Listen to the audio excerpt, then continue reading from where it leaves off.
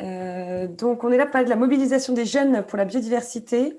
Donc, on est 3 associations, Climates, les jeunes ambassadeurs pour le climat et le REFET. Donc, on va vous présenter ces 3 associations.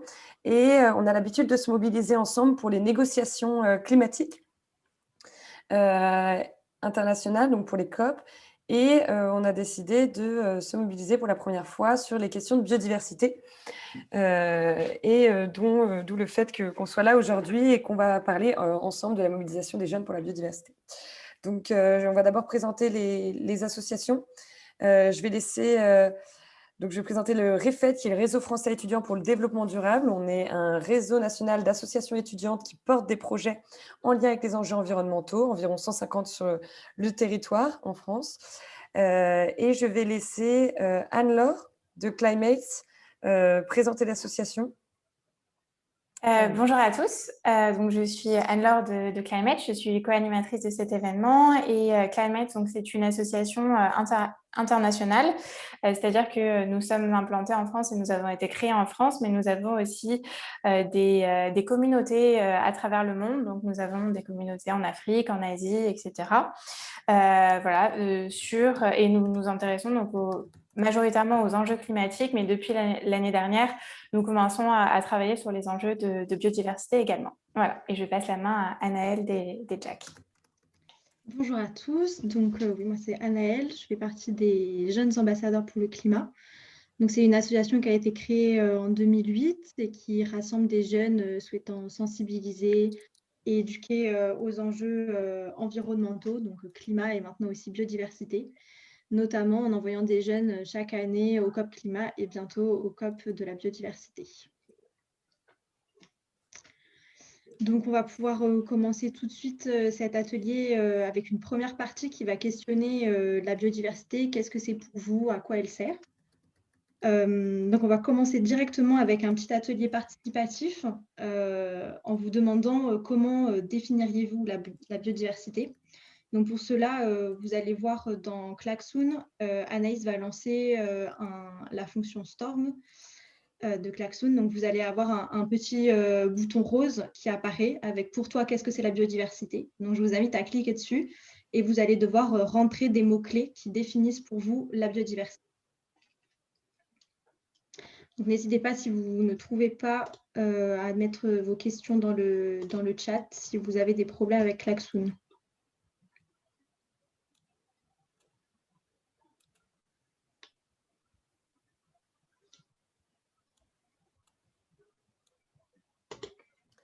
Est-ce que Anne-Laure, en attendant, tu peux nommer Gabriel Haute?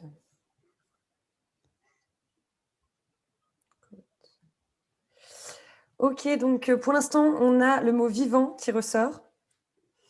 En priorité, plantes, nature, biodiversité, animaux, écosystème, équilibré, holistique, monde. Allez-y, vous pouvez en mettre plusieurs. Espèces, complexité.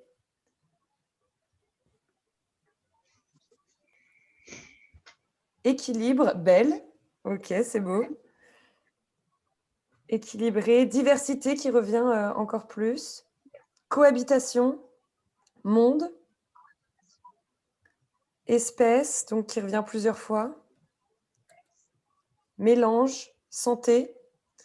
Donc n'hésitez pas, allez-y, je vous laisse encore. Bonjour Nadège. Alors, ouais, ok. Merci Gabriel. Ok, je vous laisse encore 2 petites secondes pour ajouter des mots. Je vois qu'il y en a d'autres qui arrivent. On voit symbiose, espace, interaction.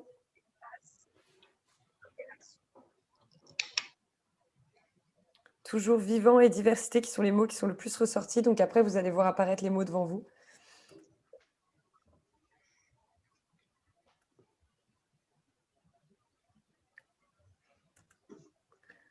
Ok, je ne vois pas trop d'autres mots qui apparaissent. Donc,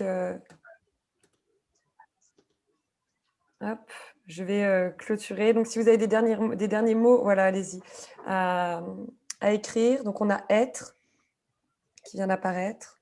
Richesse, vie. Ah, on a le mot service qui a été cité aussi.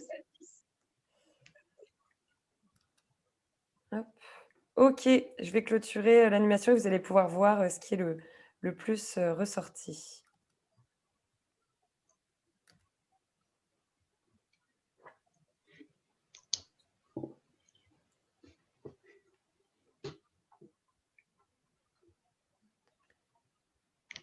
Ok, Alors, donc on a le nuage de mots. Vas-y, je te laisse prendre la parole, Anne-Laure, si tu veux.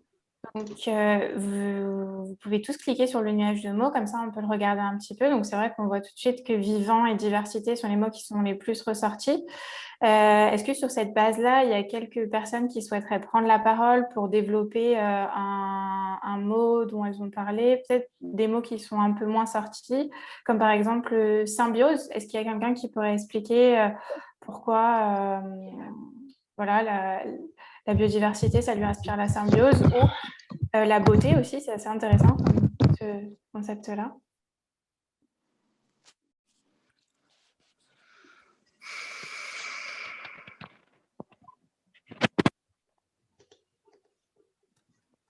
Est-ce que vous avez la possibilité d'utiliser vos micros pour vérifier?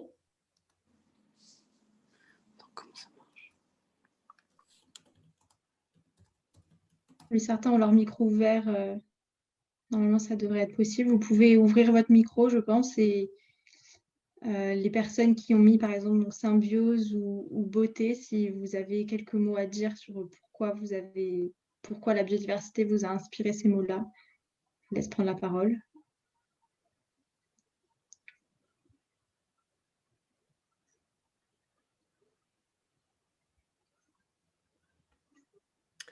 Bon. On a perdu des gens, apparemment. Alors, non, mais je pense qu'il y a des personnes qui ne sont pas autorisées à l'ouvrir. Il faudrait que, Anne-Laure, tu... J'ai un message que disait. Ouais, je pense que tu as coupé un peu le micro de tout le monde. Donc... Non. Apparemment, seuls les organisateurs peuvent ouvrir les micros, c'est ce qu'on a dans le chat. Oui. Non, mais j'ai pu ouvrir le mien, je crois bien. Oui, j'ai envoyé normalement au début de la conversation une demande de réouverture des micros à tout le monde, donc ça devrait fonctionner. Oui, le message est arrivé. Je crois bien que ça devrait fonctionner. Ok, merci Charma. Alors, j'ai un message qui me dit que les organisateurs... Alors, Antea, d'accord, je vais t'envoyer une demande. Ah, d'après moi, de ce que je vois, Antea, tu peux parler. Oui, c'est bon, ça s'est remis. Okay. Donc, est-ce qu'il y a quelqu'un qui souhaite prendre la parole sur voilà, la notion de richesse, d'interaction, complexité aussi? C'était assez intéressant. Moi, je sais qu'à titre personnel, je peux expliquer mon mot, parce que c'est aussi un mot qui est très peu revenu, c'était holistique, parce que pour moi, je considère que la biodiversité, c'est un tout, en fait, ça regroupe le tout, ça regroupe les hommes, les espèces, etc. Enfin, c'est quelque chose qui s'approche de manière très holistique, aussi avec d'autres problématiques. Donc voilà, s'il y a quelqu'un d'autre qui souhaite faire part de son ressenti, ou sinon, on peut passer à l'explication.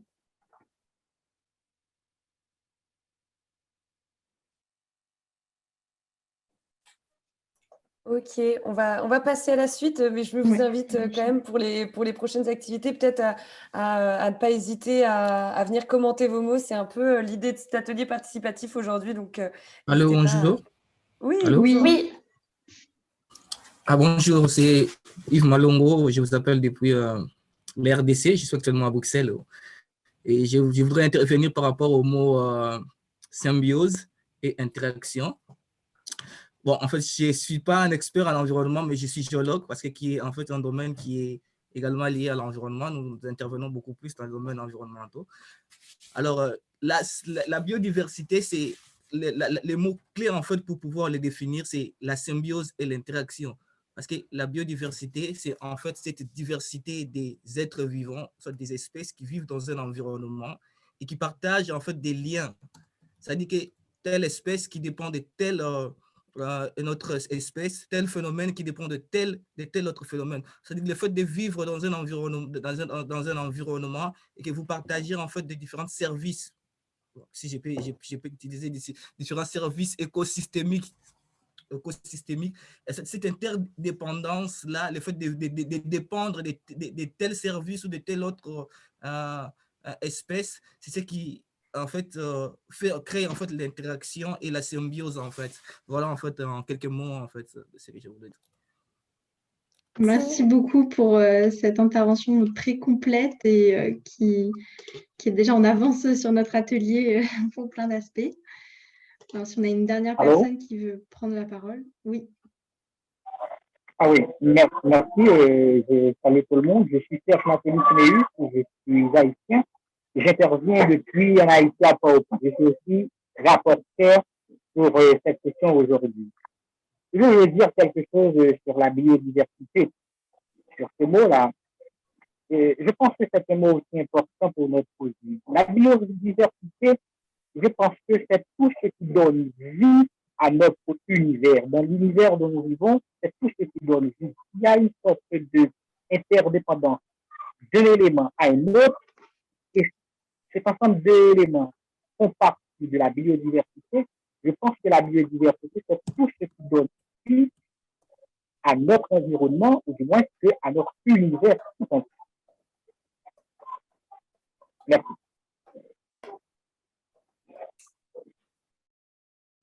Génial, je pense qu'on va pouvoir retourner sur le klaxon pour voir un peu comment Anna peut nous présenter la biodiversité de manière voilà, un peu plus imagée et comment ça va répondre à vos interventions. Alors, sur le point de vue un peu plus scientifique, de manière générale, c'est usuel de découper le vivant en différents niveaux d'organisation. Donc, chacun est inclus dans le niveau suivant. Donc, par exemple, une cellule, le gène est inclus dans la cellule dans l'individu, etc. Et donc, quand on parle de biodiversité, on ne parle pas simplement de biodiversité d'espèces, par exemple, mais bien de la diversité du vivant au travers de tous ces niveaux d'organisation-là du vivant. Donc, si tu peux passer à la slide suivante, Anaïs. Par exemple, on va s'intéresser à la diversité génétique au sein d'une population, ou encore à la diversité des espèces, slide suivante, qui sont présentes dans un même environnement, ou encore la biodiversité des écosystèmes, donc que ce soit des forêts, des pelouses, des mangroves. À chaque niveau d'organisation-là, on a une biodiversité. Et enfin, pour finir, sur la slide suivante, et ça, on l'a déjà évoqué dans vos interventions, et c'est vraiment le point clé à retenir, c'est que la biodiversité ne se limite pas à une liste de gènes dans une population ou d'espèces dans un environnement, mais le point clé, c'est ces interactions-là entre les différentes composantes. Donc, des individus qui ont un patrimoine génétique différent, qui interagissent entre eux, des espèces différentes qui interagissent au sein d'un environnement, ou encore les interconnexions entre différents écosystèmes. Donc voilà, pour passer en revue les points clés sur qu'est-ce que c'est la biodiversité. Donc, dans un second temps, vous l'avez déjà un peu évoqué, vous avez parlé de services écosystémiques. Donc, c'est une vision un peu plus centrée sur la relation entre la biodiversité et l'humain, et c'est un peu l'axe qu'on va prendre maintenant dans cette intervention. Donc, sur le klaxon, vous avez cette deuxième animation qui vient d'apparaître, donc toujours le petit bouton rose. Donc, c'est le même principe. Vous allez devoir mettre des mots-clés qui pour vous répondre à quel service nous rend la biodiversité. Donc, je vous invite à commencer l'activité.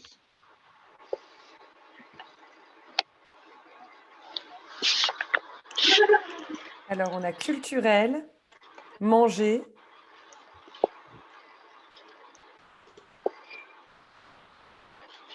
ok, bois, il y a de l'eau qui revient, la production, les matières, le fait que ce soit respirable, donc la nourriture qui revient une fois de plus. Il y a aussi les maladies, ça peut être un support.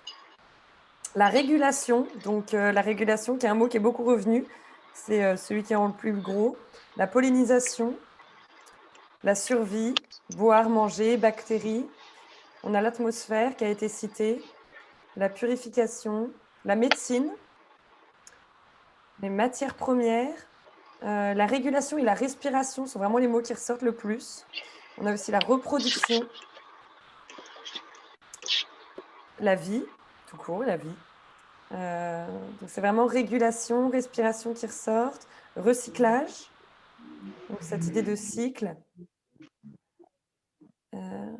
Produire des ressources. Production de ressources, je suppose que c'est pollinisation. OK. OK, je vous laisse 2 petites minutes peut-être pour ajouter d'autres mots si ça vous inspire.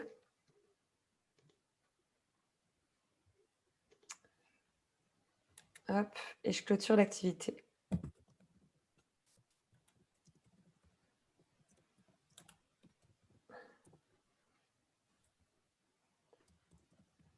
Donc, encore une fois, je vous invite à cliquer sur le nuage de mots pour pouvoir en discuter un peu. Donc là, ouais, on a vraiment respirer et régulation qui sont les 2 mots principaux qui sont revenus.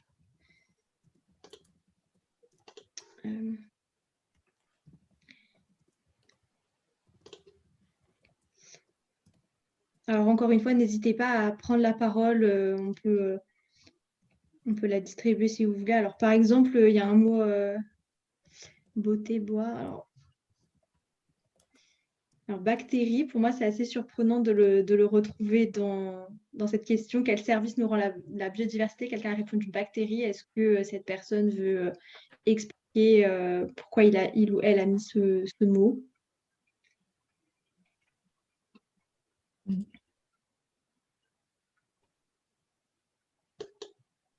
Je crois qu'il y a Innocent qui lève la main, mais je ne sais pas si tu peux prendre la parole. Oui. Antoine.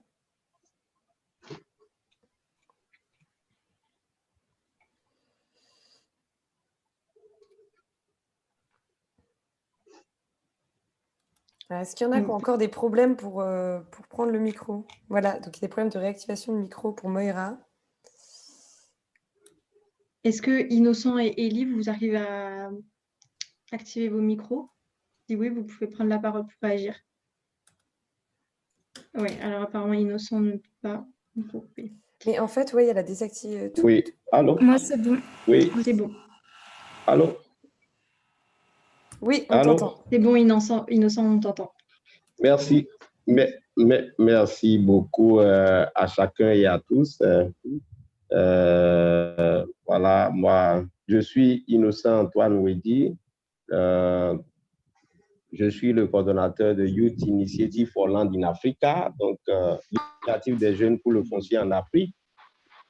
Et alors, chez nous en Afrique, on dit que la terre a une vie et la terre vit.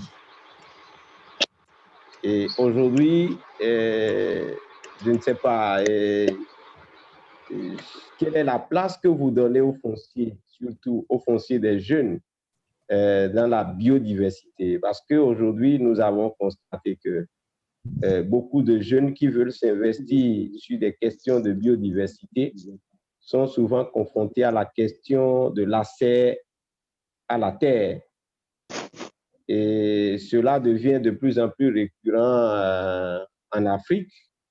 Et c'est pour ça que nous avons mis cette plateforme en place pour pouvoir aider les jeunes à pouvoir s'en sortir.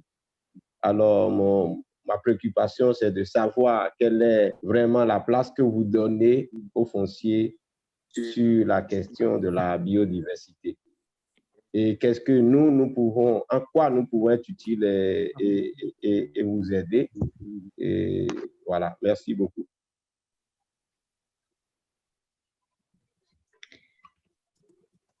Est-ce que quelqu'un veut réagir? Le but, c'est aussi de pouvoir discuter entre vous. Est-ce que d'autres personnes sont familières avec cette difficulté évoquée par Innocent Antoine? Peut-être des gens qui viennent de la même région, puisqu'apparemment, c'est une problématique qu'on retrouve particulièrement en Afrique.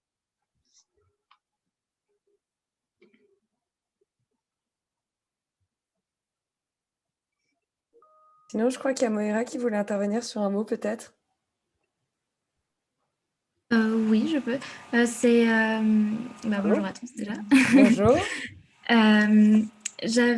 Oui, vous aviez dit, vous avez parlé du mot bactérie et c'est moi qui l'ai mis parce que j'avais entendu parler des maladies, tout ça, et je me suis dit, dans notre corps, on a quand même beaucoup aussi de bactéries et sur nous, et on vit en symbiose. Ça rapporte aussi au mot qui avait été dit tout à l'heure. Donc la biodiversité, comme vous l'avez redit, elle est aussi microscopique, on ne la voit pas. Et par exemple, à l'intérieur de nous, il y a toutes ces bactéries avec lesquelles on vit. Voilà. Donc, un service lié à la santé pour toi. Alors, on peut peut-être passer au débrief. Alors, peut-être on avait d'autres interventions. Élie lève la main depuis le début. On va prendre une dernière intervention. Merci. Bonsoir. Est-ce que vous m'entendez? Oui, on t'entend. Yes, ok. D'accord. Je vous ai pris en cours, mais je sais que vous avez abordé la question des services écosystémiques. C'est bien ça? Oui. Voilà. D'accord. Donc, à l'entame, il était très important qu'on puisse peut-être définir ce que c'était pour que les gens comprennent. Voilà. Donc, il faut, de façon terre à terre, c'est tout ce que la nature va nous offrir de façon gratuite et dont nous allons en bénéficier pour pouvoir poser tous les différents actes qui font que nous vivons aujourd'hui. Et ces services écosystémiques sont regroupés en différents types que certains ont essayé de citer ici. Et donc, pour regrouper ça, donc on dira qu'il y a les services d'approvisionnement. Ils ont parlé de nourriture, de médicaments, de pollinisation et bonnes autres choses. Les services de régulation, les services socioculturels, j'avais mis ça dans le chat. Oui, parce que nous sommes ici, moi j'appelle de la Côte d'Ivoire, et on voit bien dans les régions comment la nature impacte le culturel au niveau des communautés. Voilà, on le voit à travers l'utilisation de certains masques qui sont à l'effigie de certains animaux, tout ça. Donc culturellement, ça crée certaines choses. Je prends un exemple terre à terre, c'est que nous avons ici une forêt avec la présence des singes à l'intérieur. Et ces singes sont considérés comme étant des espèces sacrées en griffe, ce qui fait que la forêt même devient sacrée. Et les proches de ces singes sont utilisés dans certains rites culturels, ok, pour soigner des personnes ou encore pour enlever certaines malédictions. Voici un peu un rôle que les services écosystémiques pourraient apporter au niveau socio-culturel. Et j'ai mis également un mot dans le chat au niveau du support, à savoir tout ce qui allait rentrer dans la constitution de la biosphère et permettre à l'être vivant de pouvoir, à l'homme, à l'être vivant, en général, de pouvoir vivre et de pouvoir évoluer dans ses activités. Donc, résumé, voici un peu, allez au chat, ok. Voici un peu ce qu'on pourrait dire sur les services écosystémiques. Alors, merci beaucoup. Voilà. Merci beaucoup pour cette intervention et ces explications. Donc on peut passer, je pense, au débrief qui va reprendre et résumer ce qui a déjà été très bien expliqué par Élie. Donc effectivement, le but là, de vous dire quel service vous rend la biodiversité, c'était d'évoquer en vous les services écosystémiques qui sont très diverses. Donc vous en avez cité déjà plein. Et que usuellement, c'est vrai, on les catégorise en 4 grands groupes, donc qui sont, comme l'a justement rappelé Elie, culturels, d'approvisionnement, de régulation. On trouve aussi les services de soutien qui, en fait, on les oublie un peu souvent parce qu'on n'en bénéficie pas directement. Donc, c'est par exemple le cycle des nutriments, la photosynthèse, ou la formation des sols. Et on les appelle services de soutien parce que c'est eux qui sont fondamentaux pour maintenir l'ensemble des autres services écosystémiques.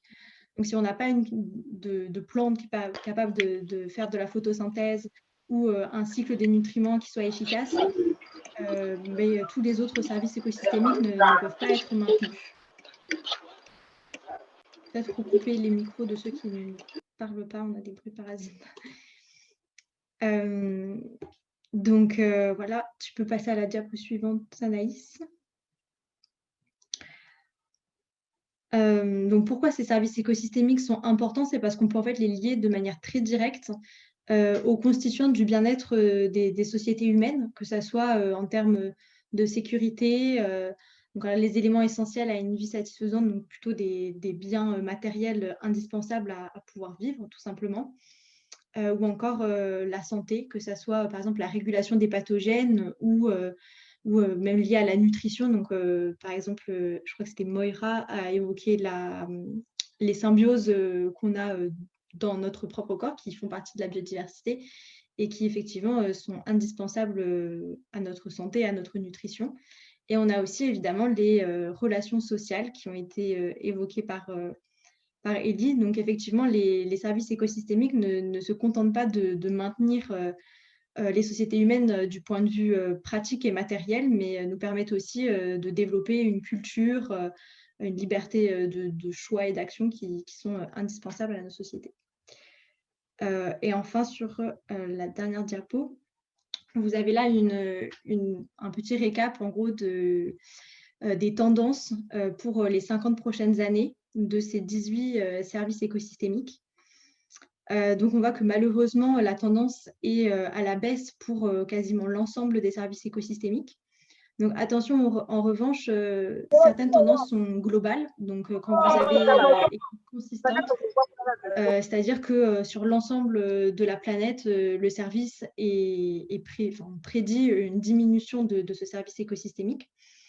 En revanche, pour certains d'entre eux, il y a de fortes disparités spatiales. Donc, par exemple, pour les services liés à l'énergie, à la nourriture ou encore aux matériaux bruts, dans certaines régions, ce service écosystémique pourrait s'accroître, alors que dans d'autres, il va complètement s'effondrer. Donc, ça peut aussi créer des problèmes d'inégalité entre différentes régions du monde.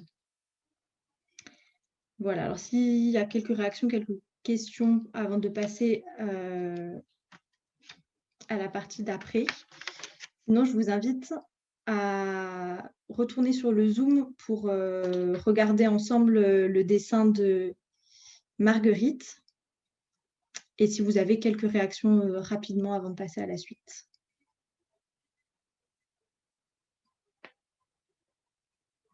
Alors, il y a Carlo qui a un problème de son apparemment, donc on va essayer de lui donner...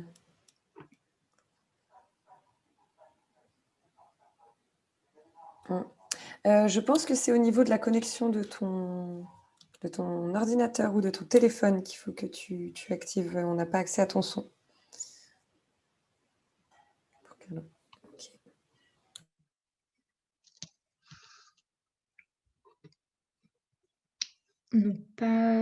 Je vois personne lever la main, pas de réaction sur le dessin de Marguerite. Je pense qu'on peut simplement la féliciter déjà pour ce magnifique dessin qui regroupe ce qui a été dit jusqu'à maintenant. Et si on n'a pas d'autres réactions, on va passer à la suite. Donc, je vous invite à retourner sur Klaxoon. Et on va passer sur cette deuxième partie qui va un peu plus se focaliser sur, donc on a commencé à l'évoquer, la biodiversité et son érosion, et d'essayer de mettre ça en parallèle avec la place qu'a la biodiversité dans le débat public. Donc, pour commencer, on va vous présenter une nouvelle animation. Donc, vous allez avoir l'atelier qui va démarrer dans Klaxoon. Donc, c'est un petit QCM qui va vous permettre de tester vos connaissances sur les chiffres clés liés à la biodiversité et son érosion. Donc, je vous invite à commencer. Vous pouvez aller à votre rythme. Et dans 2-3 minutes, Anaïs fermera la session. Donc, vous avez 5 questions.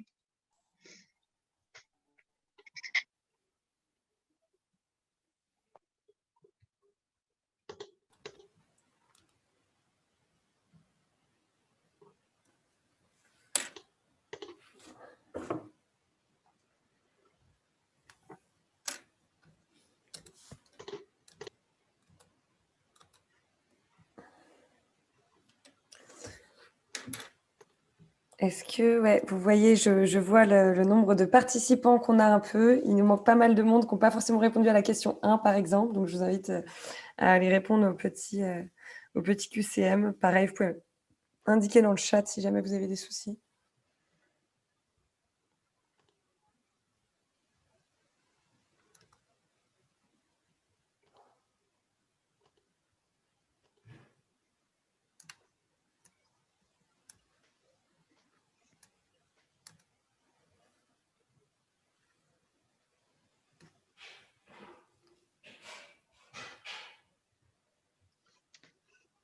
Alors, je vois Priska qui demande où est le lien. Alors, normalement, c'est exactement comme pour le nuage de mots. Sur Klaxoon, il y a un bouton rose qui apparaît sur la partie droite de l'écran.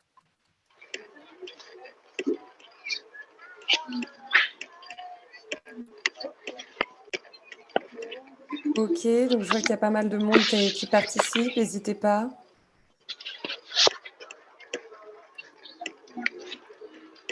Je laisse encore 1 ou 2 petites minutes pour finir le QCM. Normalement, vous avez des bonnes réponses qui apparaissent au fur et à mesure.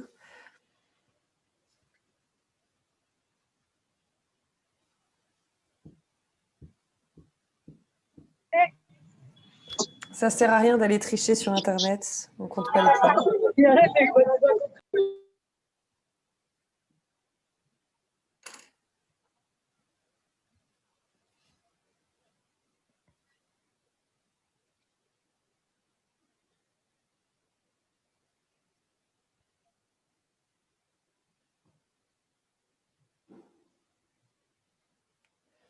Ok, si c'est bon pour tout le monde, je vais clôturer pour qu'on puisse avancer.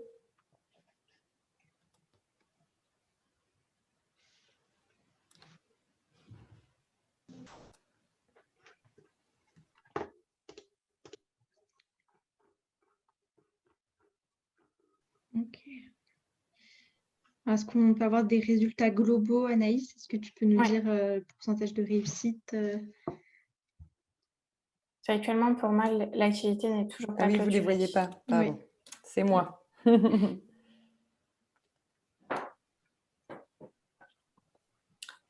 Ok, alors on peut voir qu'il y a un score du groupe qui est quand même de 61%, donc c'est pas trop mal.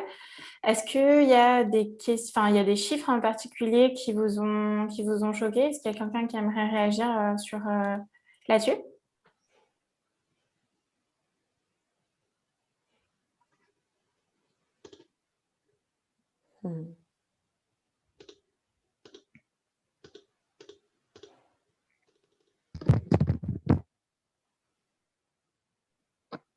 Moi, je sais que, par exemple, je me suis trompée sur la question sur les vertébrés. Voilà, donc, des invertébrés, pardon. Oui, bonjour. Est-ce que vous m'entendez? Bonjour. Oui, très bien. Alors, moi, je voulais juste réagir sur les 75% du... alors, comment c'était formulé? 75% de la planète, en gros, était... Abîmée par l'homme, oui. Voilà, exactement. C'est quand même assez intéressant de voir que on a eu un impact aussi énorme et à une très grande échelle, quoi. Ouais, moi je suis d'accord, si je peux réagir à cette réaction, c'était aussi un des chiffres qui m'avait le plus choqué quand je l'ai appris. Alors, c'est pas l'ensemble de la planète, c'est le milieu terrestre. On ne compte pas l'océan, mais c'est effectivement un chiffre effarant. Allô? Oui, allô? Oui. Oui. Ah oui, vous allez devoir m'excuser parce qu'il y avait un petit problème, un petit souci par rapport à la connexion. Donc, voilà. Et j'aimerais réagir par rapport au dessin, hein, parce que je vois le dessin, ça m'inspire beaucoup. Et après, je vais réagir sur certaines questions que j'ai vues ici. Donc, par rapport à la biodiversité, surtout avec le dessin, ça m'inspire une notion très capitale, très importante. Et c'est aussi la géodiversité. Et au-delà de la biodiversité, je crois qu'on doit également intégrer cette notion de géodiversité. Ou s'il ne faut pas l'intégrer, essayer de nuancer parce que cette diversité se repose sur quelque chose, sur un support. Et je crois bien le fait qu'il y ait autant d'écosystèmes et de potentiel de part des...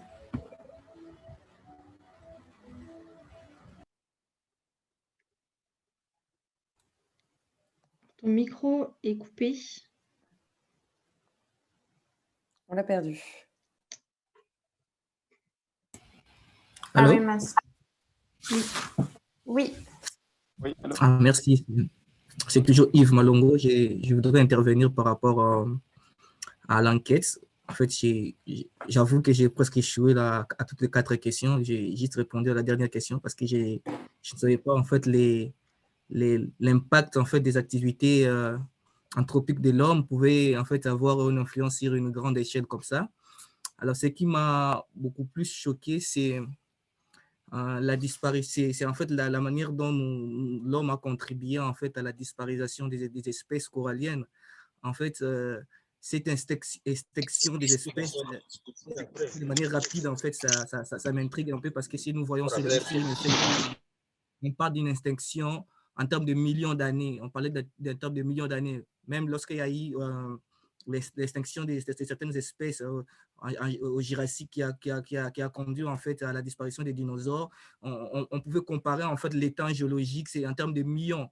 Mais ce que l'homme a fait en 100 ans, c'est catastrophique, c'est scandaleux et on doit l'avouer, c'est vraiment une urgence et nous devons intervenir pour mettre fin à cette catastrophe, parce que je m'imagine après 100 ans, qu'est-ce que nous allons laisser à nos enfants, à quel état nous allons laisser cette planète en fait qui est notre maison en fait, parce que nos enfants également ont droit à vivre dans un milieu qui soit sain et ils doivent également bénéficier de tout ce que nous avons pu bénéficier depuis l'existence de la Terre, en fait. Alors, si nous détruisons tout, j'imagine après 200 ans, 300 ans, nos petits-enfants, et qu'est-ce qu'il en resterait, en tout cas. Voilà, en fait, ma petite contribution. Voilà.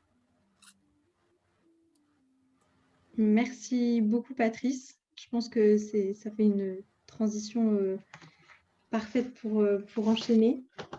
Est-ce qu'on prend une dernière intervention? On est un peu late déjà. Je crois que c'était Patrice justement qui voulait intervenir.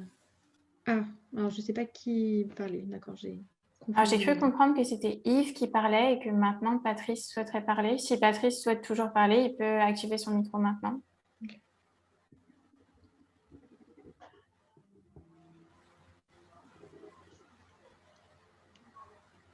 Ok, merci bien. En fait, j'ai activé sans succès. J'appelle depuis la Côte d'Ivoire. Là, ma réaction va vers la question qui demandait combien de pourcentage de l'écorce terrestre, je crois bien, était affecté par l'activité humaine. Et là, en fait, j'ai été choqué. J'ai été choqué de voir que c'était 115%. Je l'avoue, je n'ai pas la réponse, mais je me disais que c'était 50% en fait. Et là, quand je me rends compte que c'est 75%, on se rend compte de l'impact en fait que l'activité humaine a sur les espèces à la fois végétales, halieutiques, ainsi que, je dirais encore, les animaux en général.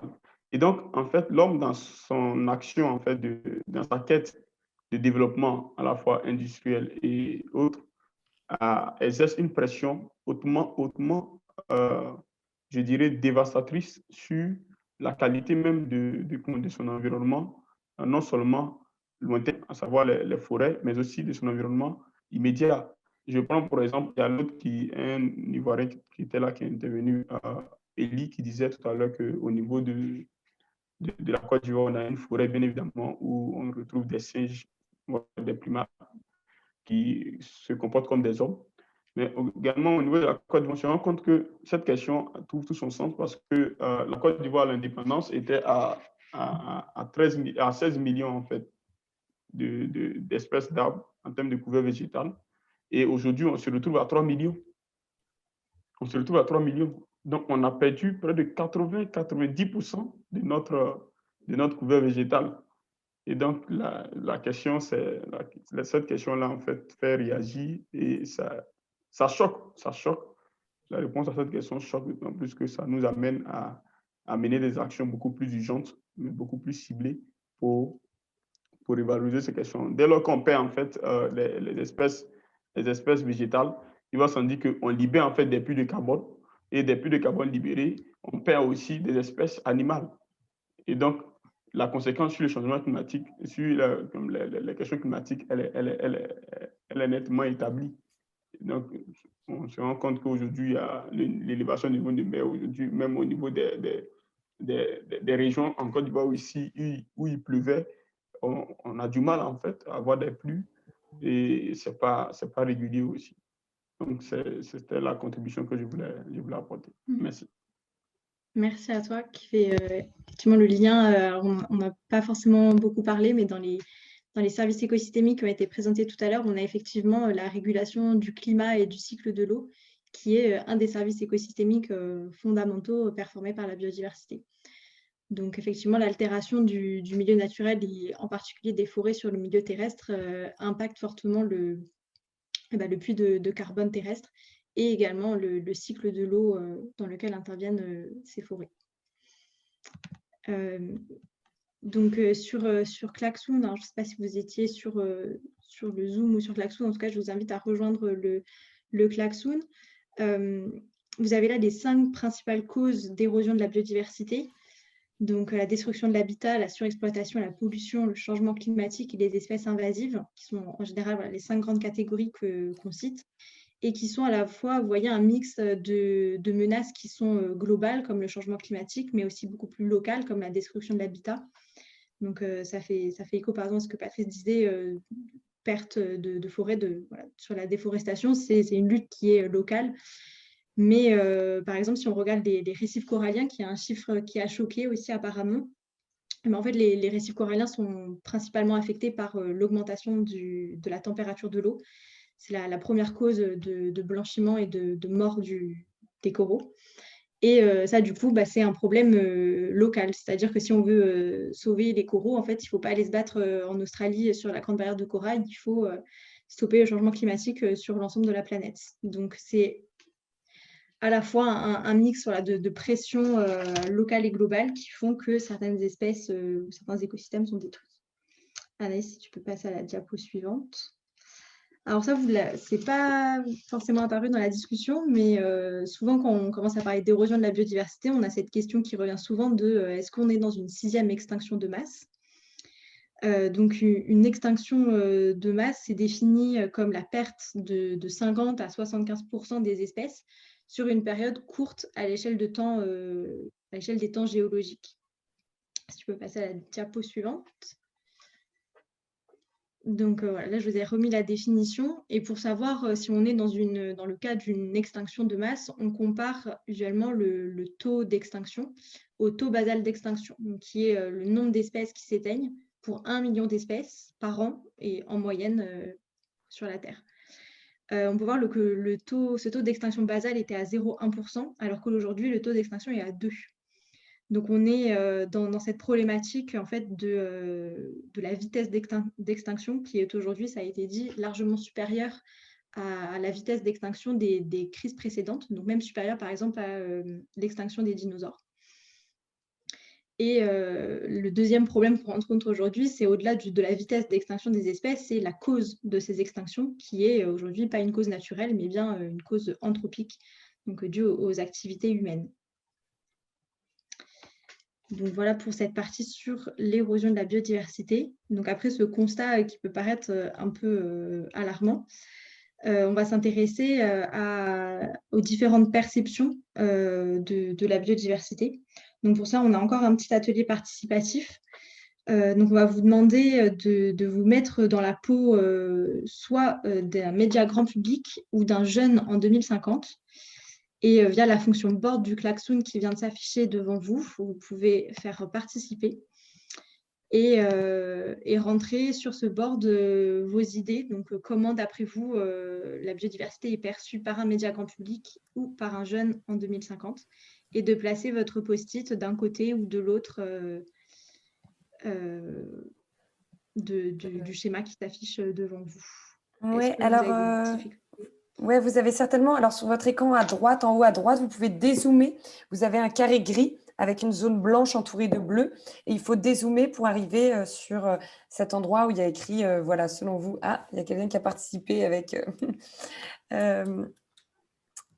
quelque chose. Et donc là, vous pouvez arriver à l'endroit où il y a écrit, selon vous, comment la biodiversité est perçue. Et vous avez un petit plus pour rajouter des post-it. Alors, est-ce que vous y arrivez ?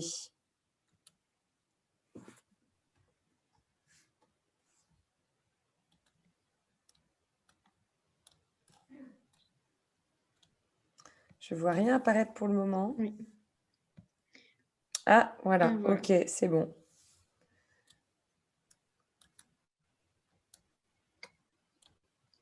Donc, je répète pour ceux qui n'arriveraient pas à faire les post-it, une fois que vous êtes rentré, vous avez un bouton plus en bas au milieu de l'écran. Il vous suffit de cliquer dessus, d'écrire et ensuite d'envoyer avec la petite flèche sur fond vert.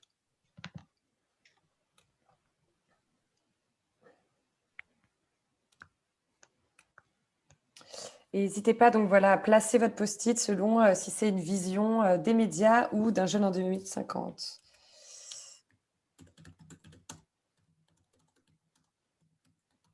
Ok, on commence à avoir pas mal de mots, c'est intéressant.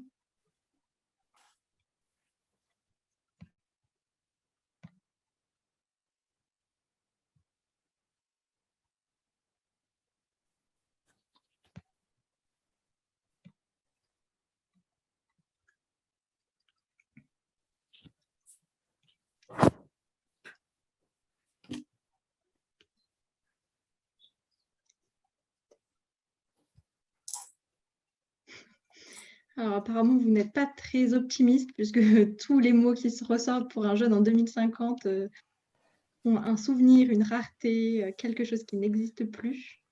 J'aime bien aussi le la quoi. La quoi? La quoi? Un vieux souvenir. Du côté des médias, alors on n'a pas pris au sérieux, des ours blancs, ok, ouais, c'est plutôt intéressant l'image. Pas une priorité, une ressource, ok, ouais, je trouve ça intéressant aussi. Plus d'engagement, je sais pas, c'est plus ou plus, c'est plus du tout. On a moins importante que le climat aussi.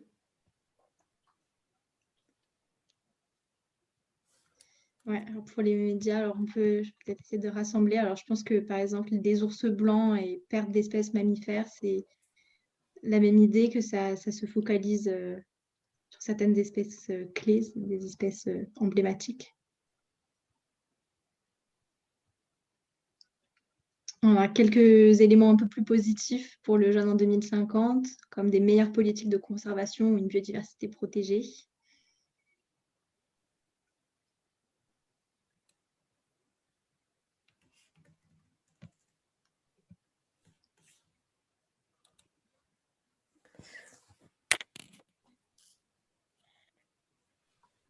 Je pense qu'on peut passer à la discussion maintenant et vous pouvez toujours rajouter des post-it en cours de discussion en restant sur le board et si certaines personnes veulent réagir aux mots qu'ils ont écrits ou à des mots qui ont été écrits. Est-ce que la personne qui a écrit la quoi souhaite réagir? Alors, Ellie, lève la main. Si tu veux intervenir, tu peux.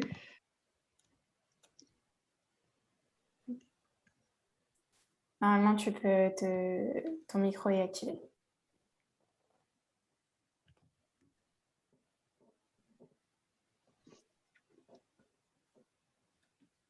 Ah, je pense qu'il a eu un problème de connexion parce que je ne le retrouve plus dans la discussion. Il a demandé la réactivation du micro.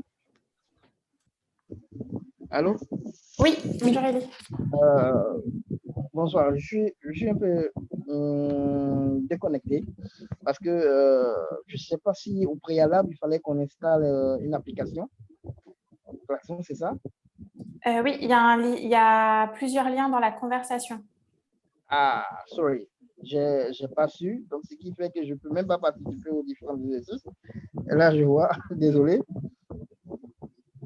Tu peux toujours le rejoindre maintenant. D'accord, ok. Thank you. Merci. Thank you very much. Et pour Neil qui demande comment on fait des dessins, il y a un petit plus en bas où il suffit de cliquer là. Ok. Pour faire apparaître un post-it. Ok, merci.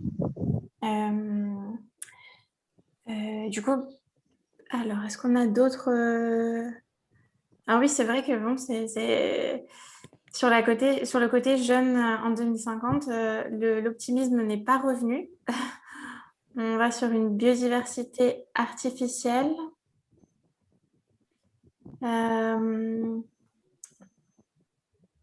Baisse des services écosystémiques, etc. Ah, on a quand même une nouvelle leadership pour le climat. Donc, C'est assez intéressant parce que je pense on viendra après sur les interdépendances entre le climat et la biodiversité. Donc, c'est vrai que c'est important qu'il y ait qu'il y ait du leadership sur le climat, mais il faut aussi que le leadership sur le climat adresse justement cette interdépendance avec la biodiversité et que ce soit reconnu.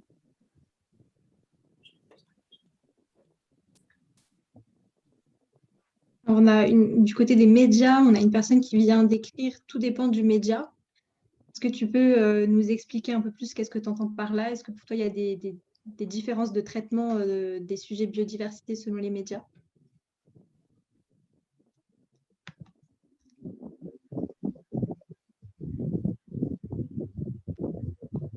Qui est cette personne? Si elle peut réactiver son micro, prendre la parole.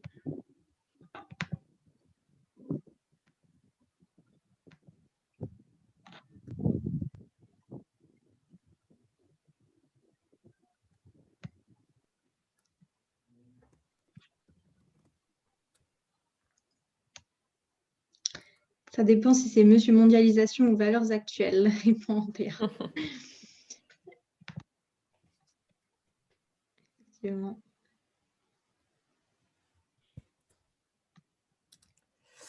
Est-ce que je relance la présentation? Oui, je pense qu'on peut... À moins que, voilà, s'il y a d'autres réactions, n'hésitez pas. Dernier appel aux réactions.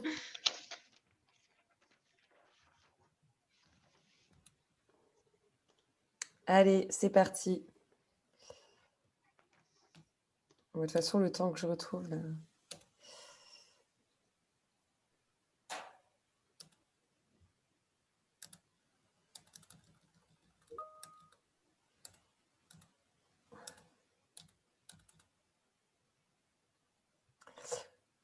Ok, donc j'y vais, Anaëlle. Oui, donc là, ce que je voulais vous présenter rapidement, donc ça a été un peu évoqué dans les post-it que vous avez mis, les relations entre le traitement médiatique de la biodiversité comparé à ceux du climat, parce qu'on a en fait une disparité dans ce traitement médiatique qui est assez importante. Donc là, vous voyez par exemple sur ce graphique le nombre d'articles de presse qui ont été publiés, donc c'est États-Unis, Canada et Royaume-Uni, sur une vingtaine d'années, sur les enjeux soit biodiversité, soit changement climatique. Et donc, on voit que le changement climatique est beaucoup plus traité dans les médias, d'une part, et d'autre part, les grands événements internationaux, donc les COP, les sommets, par exemple le sommet de la Terre, etc., transpercent dans la société, et on voit à chaque fois, pour chaque grand événement, un boom d'articles de presse, alors que pour les grands événements liés à la biodiversité, on a très peu ces pics. Et donc, en fait, on se rend compte que les négociations internationales, la sphère politique et scientifique n'arrive pas à transpercer pour les enjeux biodiversité jusque dans la sphère du grand public.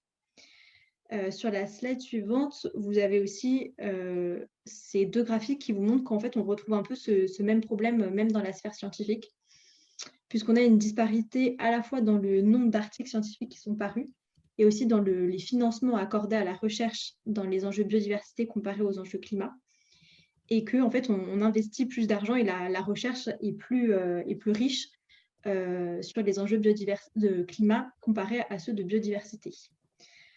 Donc, si vous avez des réflexions, des idées à votre avis de pourquoi on a cette disparité-là entre ces enjeux, alors qu'on sait que les conséquences de la perte de la biodiversité sont aussi dommageables que les conséquences du changement climatique, pourquoi est-ce que dans les médias et dans la sphère scientifique, ce sont toujours des enjeux qui ont du mal à se faire une place? Dans le live stream qu'on fait, on est rentré au pays faire une restitution.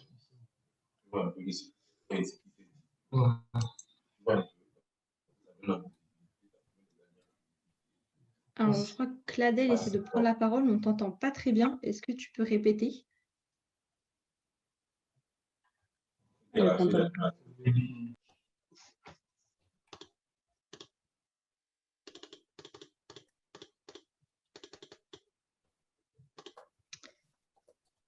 Alors, sinon, on a Noura Cham qui lève la main. Tu peux prendre la parole si tu peux réactiver ton micro. Je t'en prie. Tout le monde. Bonjour. Je vous appelle depuis Dakar. Donc, moi, par contre, je suis en train de me poser une question parce que je pense qu'à ce stade, on est tous d'accord que la biodiversité nous fournit plusieurs services écosystémiques. Mais je me pose une question. Est-ce que si ces services écosystémiques étaient évalués en coût, peut-être on aurait pu gérer notre façon d'utiliser ces services écosystémiques.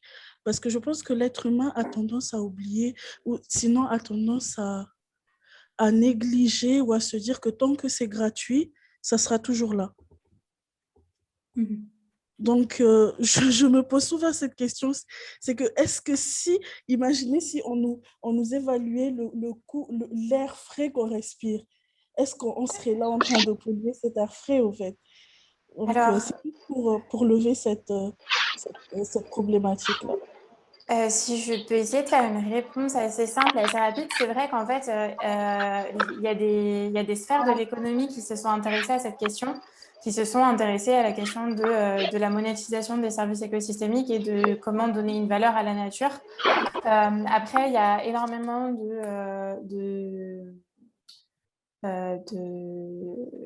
je suis désolée, je perds mon mot. C'est pas exactement des conflits, mais on va dire qu'il y a pas mal de désaccords sur la méthode à utiliser en fait sur la monétisation des services écosystémiques et sur quelle perception utiliser pour utiliser dans le cadre de cette méthode. Je sais pas si ma réponse est très très claire. S'il y a quelqu'un qui souhaite qui souhaite parler un peu justement de la question de la monétisation des services écosystémiques.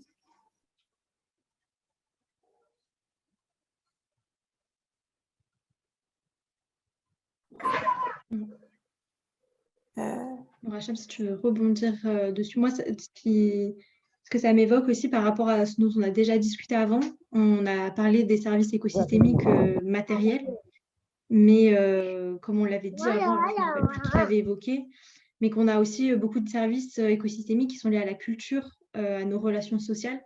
Et pour ces services, ça peut paraître un peu plus compliqué de les évaluer en termes monétaires. Donc, c'est vrai que, par exemple, évaluer la quantité d'eau propre qu'on consomme grâce à la nature, c'est quelque chose qui peut paraître faisable. Évaluer monétiser la richesse culturelle de la biodiversité, ça paraît un peu plus compliqué.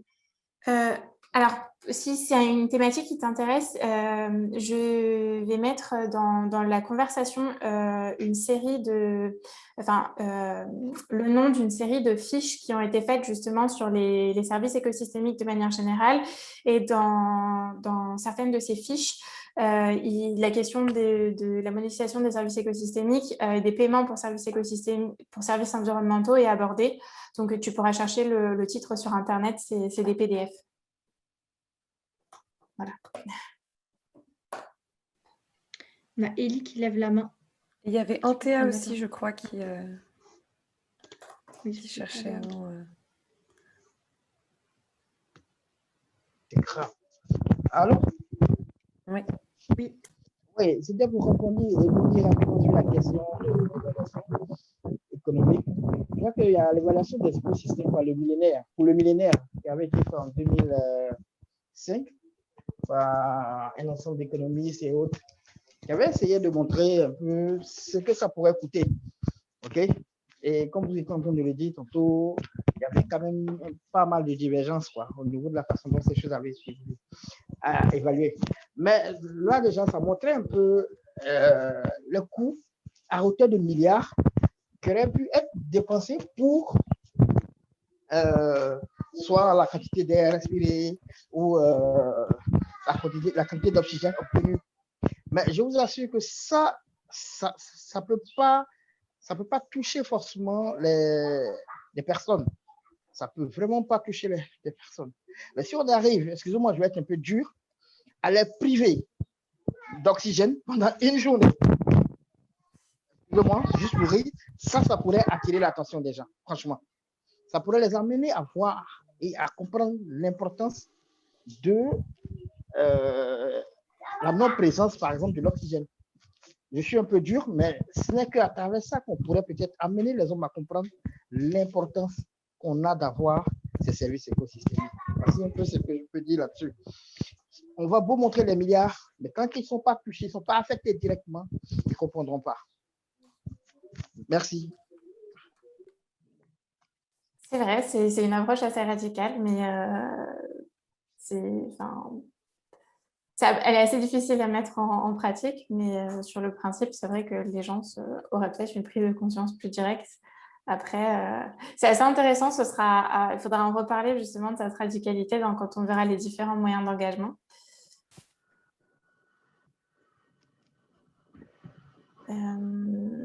Du coup, alors, pour des questions de temps, nous allons passer à la suite, mais voilà, les prochaines interventions, et notamment vers la fin, ce sera des thématiques qui pourront revenir. Donc voilà, ne vous inquiétez pas.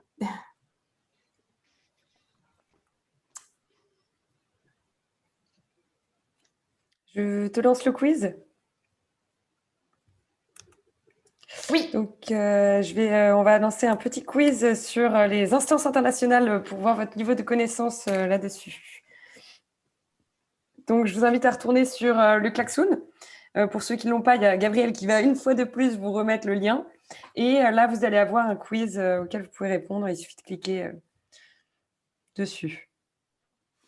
Ah, donc, il y en a qui commencent, donc je vois qu'il y a de la participation.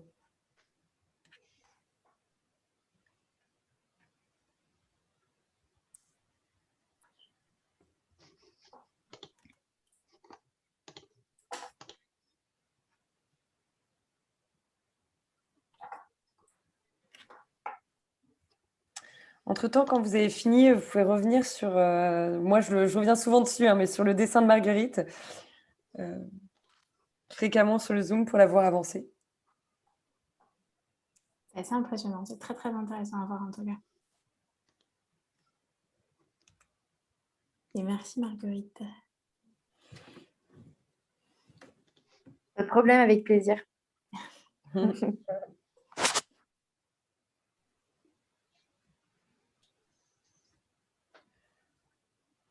Ok, ça avance pas mal pour le quiz. On doit être à 70% de répondants.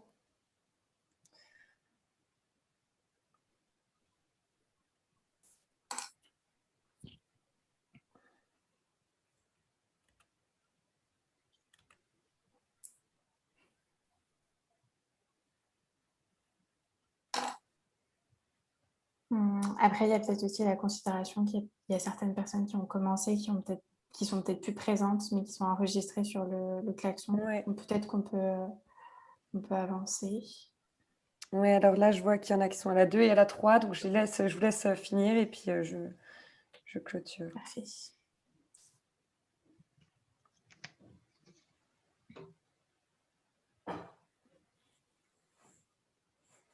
Allez, une petite minute.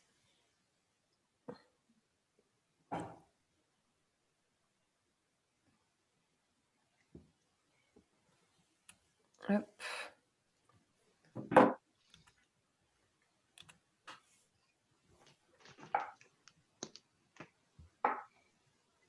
Score du groupe, 42%. Alors, on est quand même un peu plus loin que les scores de biodiversité. Sur les chiffres de la biodiversité, c'était peut-être plus compliqué.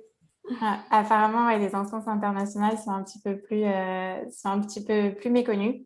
Donc, bon, vu que c'est un peu quand même notre spécialité, Climate, SLEJAC et le REFED, on s'est dit qu'on allait quand même s'intéresser aux instances internationales. Donc, bon, la partie sur l'IUCN, c'était un peu la partie pour faire un clin d'œil. On n'en parlera pas nécessairement plus. Mais par contre, on va s'intéresser un peu à l'évolution. Donc, on va s'intéresser à 3 clusters, on va dire, d'instances internationales. Donc, tout ce qui a à voir avec les COP, comment l'impact du Millennium Ecosystem Assessment, et ensuite on va s'intéresser à l'IPES. Donc comme vous pouvez le voir sur la première diapositive, je ne sais pas si vous saviez voilà, à peu près combien de conventions sur la diversité biologique qui portent sur des thématiques liées à la diversité biologique il y a. Donc, il y a la première, c'est la convention de Ramsar sur les zones humides. La seconde, c'est la convention du patrimoine mondial en 1972. La troisième, la convention sur le commerce international des espèces de faune et de flore sauvages menacées d'extinction, ou, pour faire plus simple, la CITES de 1974. Et la dernière, donc, c'est la Convention sur la diversité biologique de 1992 et qui a donc été adoptée lors du sommet de Rio.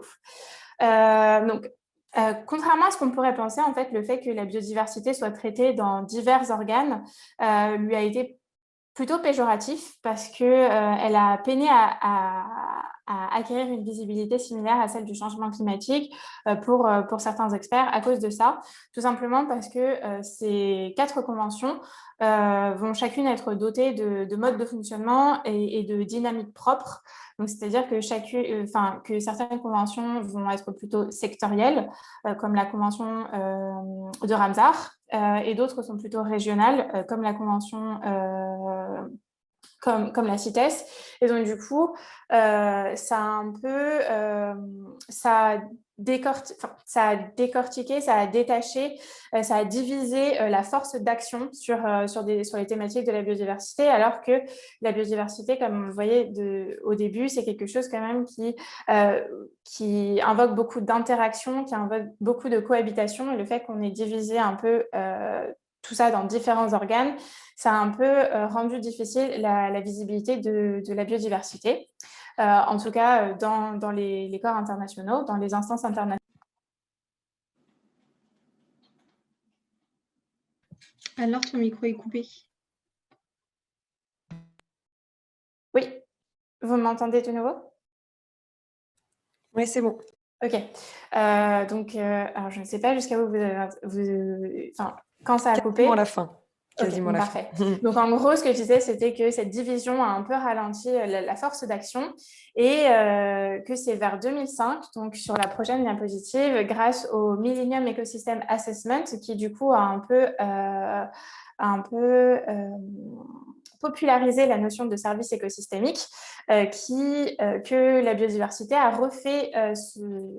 revenue sur le devant de la scène, puisque dans le Millennium Ecosystem Assessment, la biodiversité est inscrite dans une perspective plus large.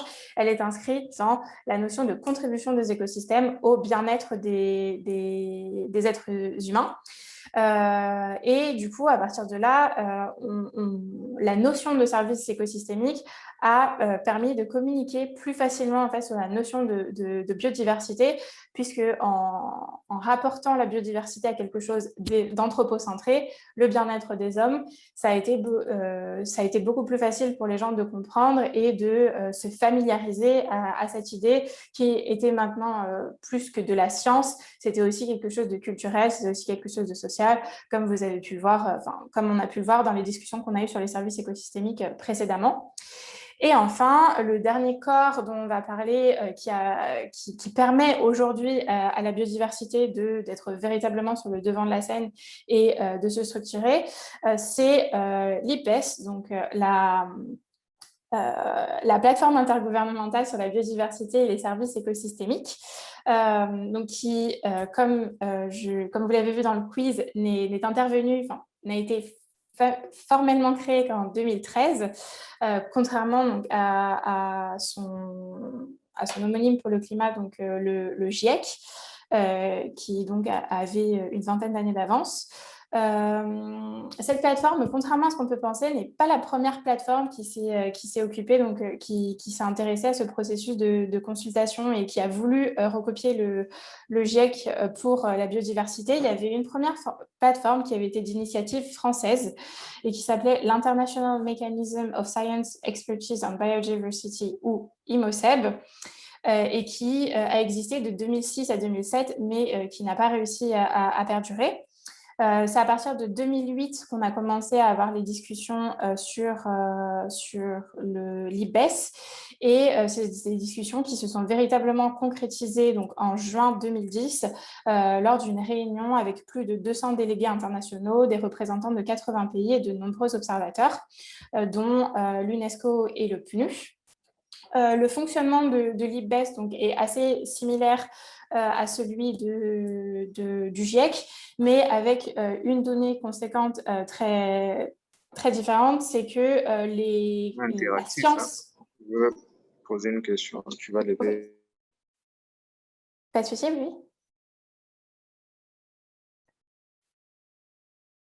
Ok, bon, je vais continuer.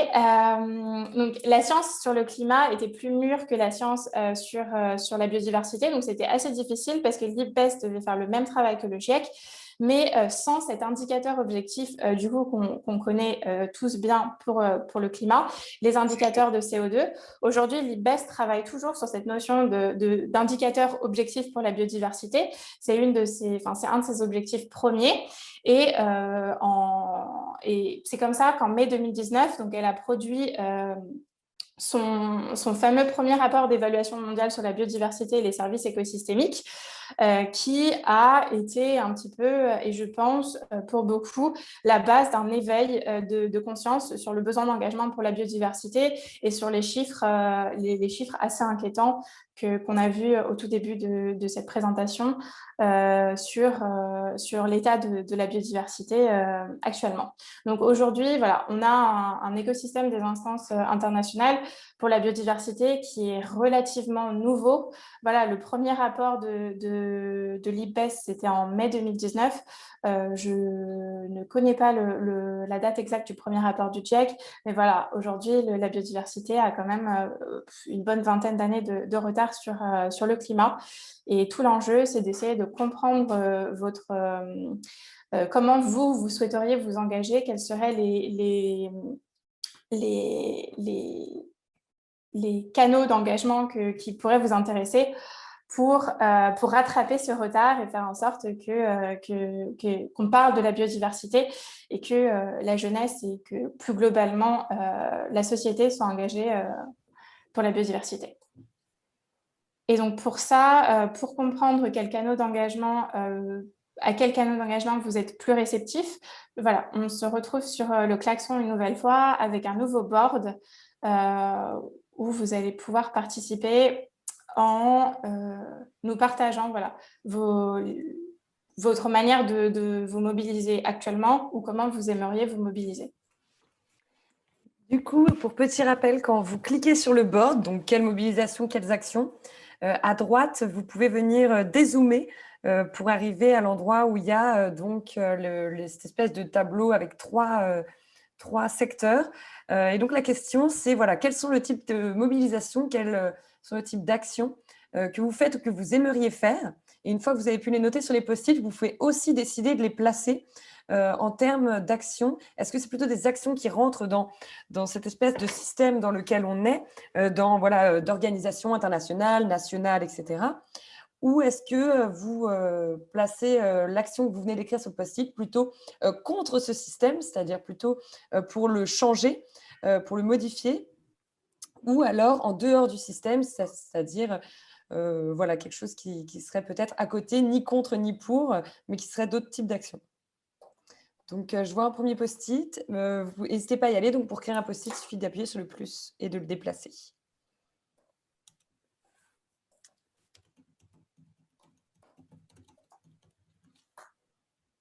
N'hésitez pas si vous avez des questions à le mettre sur...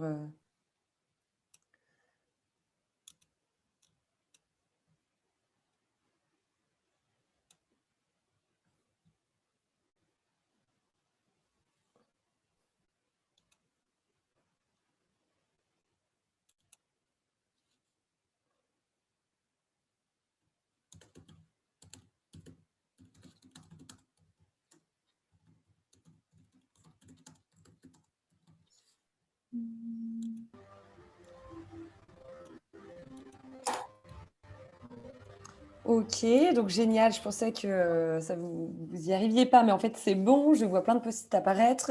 Donc, on a la communication plus responsable au sein, plutôt à gauche, avec des actions de sensibilisation. Assurer l'éducation éco-responsable, ok, la formation. Changer de mode de vie.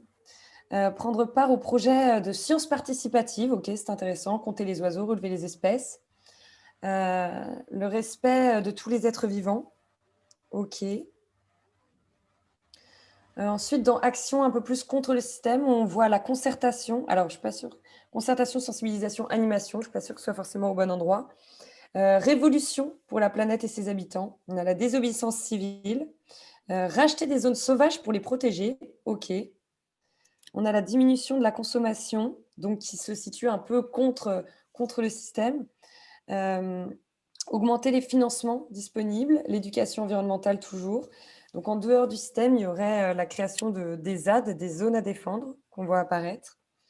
Des engagements à l'échelle mondiale. Donc là, on peut peut-être revenir à ces instances internationales.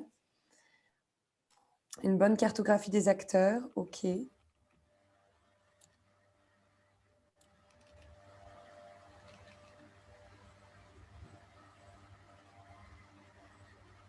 On a cette idée de responsabilité partagée, d'empêcher les entreprises de piller la planète, peut-être via des lois.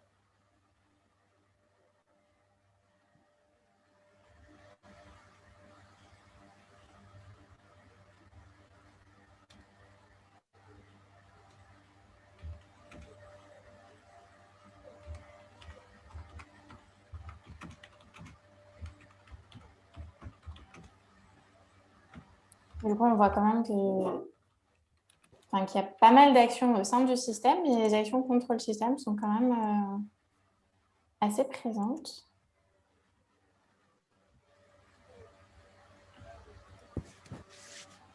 Marche contre. Très bien.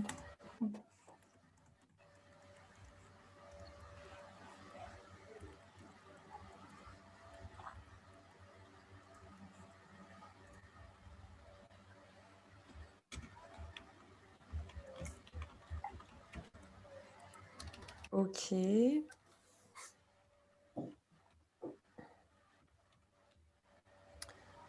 Donner plus d'importance aux associations.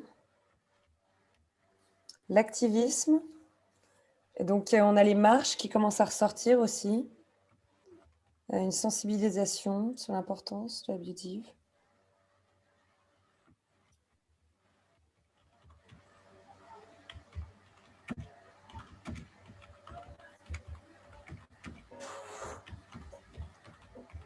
On a cette idée de suivi des textes d'application et de mise en œuvre des conventions internationales. Empêcher l'accaparement des terres agricoles pour des fins immobiliers. OK.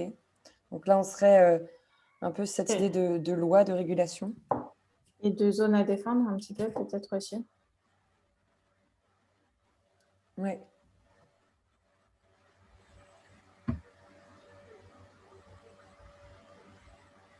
OK.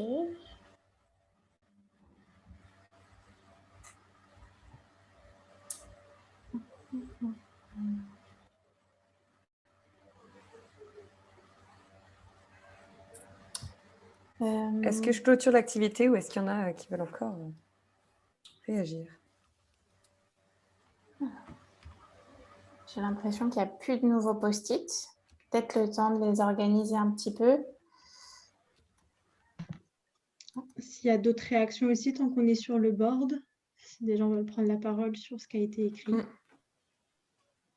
N'hésitez pas à le faire à l'oral.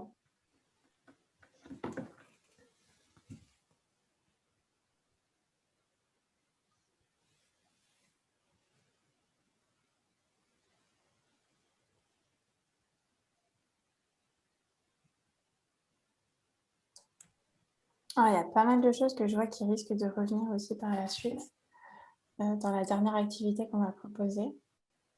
Donc, pour cette activité, l'activité qui va suivre, c'est principalement du débat. Donc, vraiment, n'hésitez pas à prendre la parole pour commenter certains post-it que vous voyez, avec lesquels vous pouvez être d'accord ou pas d'accord, hein, d'ailleurs.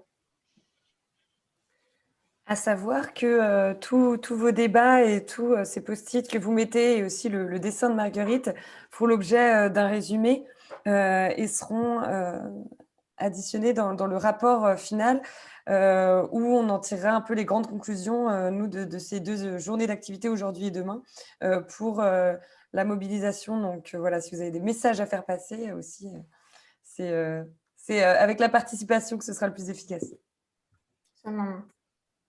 D'ailleurs, c'est peut-être l'occasion possible pour nous de vous poser un petit peu plus des questions. Est-ce que la majorité d'entre vous, par exemple, être déjà impliqués dans des associations? Est-ce qu'il y a des personnes qui sont impliquées dans des associations qui veulent nous en faire part de comment justement elles travaillent, ces associations, pour la protection de la biodiversité, enfin, pour la prise en compte et la protection de la biodiversité?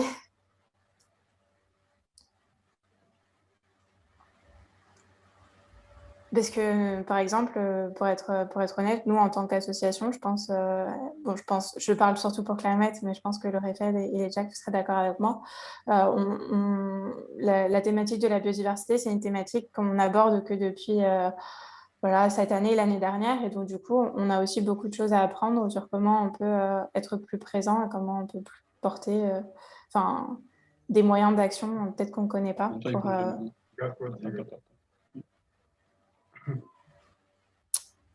Alors, Nouracham, tu peux parler? Ok, donc moi, je ne suis pas dans une association, mais je travaille surtout au niveau des espèces envahissantes, à savoir le cactus, qui en effet a été introduite au niveau d'une réserve de faune. Donc, étant donné que les objectifs de cette réserve, c'est de restaurer la faune qui avait disparu au niveau de la zone sahélienne du Sénégal. Donc, cette instauration, on va dire, cette introduction du cactus a provoqué je parle les mots, c'est développé d'une façon vraiment progressive au niveau de la réserve et empêche le déplacement libre des gazelles et des oryx qui sont là-bas. Donc, voilà, donc le principe de notre travail, c'est essayer de diminuer la prolifération de l'espèce pour pouvoir effectivement protéger la biodiversité qui se trouve au niveau de la réserve. Donc, et vous faites ça comment? Vous faites ça via des actions de sensibilisation, un plan scientifique? On a essayé d'avoir des actions mécaniques, mais on a remarqué que le cactus, c'est une espèce qui se développe qui se reproduit plutôt soit par bouturage. Donc, même si on essaie d'enlever mécaniquement, mais s'il y a un petit bout du cactus qui est là, il se développe toujours. Donc, on essaie de voir si on peut utiliser des méthodes biologiques, mais bon, pour éviter encore d'introduire une autre espèce, donc voir une autre façon de lutter contre ça. Donc, on est toujours dans cette problématique de recherche de solutions. Okay. Je crois qu'il y a Morel aussi qui voulait intervenir. Oui, ok. Bonjour à tous, à toutes. Moi, c'est Morel Koutomalé, je suis ingénieur agronome, spécialiste en changement climatique et agriculture durable. Je fais partie d'une ONG qui s'appelle ONG Page Verte Internationale. Nous militons pour la protection de l'environnement et puis l'éducation environnementale des jeunes.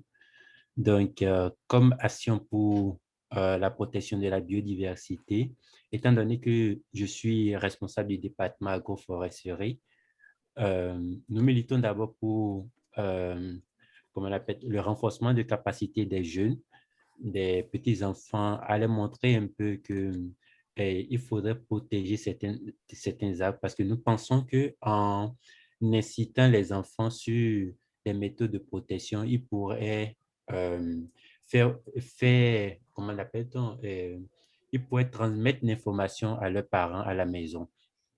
Parce qu'il y a certains parents qui sont dans, comment dirais-je, dans l'agriculture, ils produisent un peu des denrées alimentaires et il arrive des fois qu'ils essaient de couper anarchiquement, de façon anarchique les arbres. Donc, un peu l'agriculture industrielle ou bien l'agriculture conventionnelle. Donc, nous incitons ces enfants-là à amener leurs parents à plus une agriculture durable qui est de faire une bonne association des espèces forestières avec la culture vivrière. Donc, c'est un système, comment appelle-t-on, d'agroforesterie. Voilà.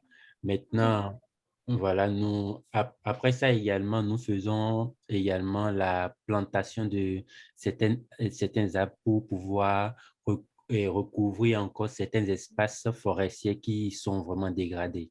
Parce que si je veux parler un peu de la Côte d'Ivoire, là où j'ai travaillé pas mal, voilà, la Côte d'Ivoire avait un grand couvert forestier avant.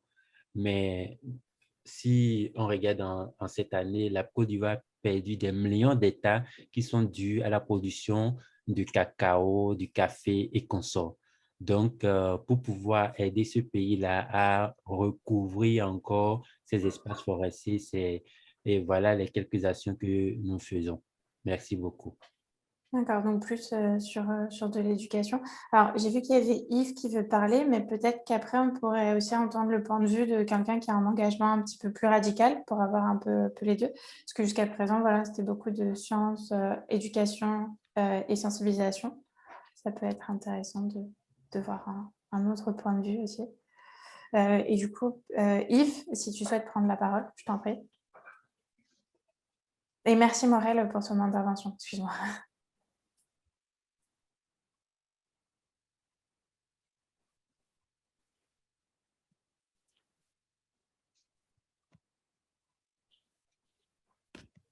Ouais, je crois qu'il avait besoin qu'on lui active son micro.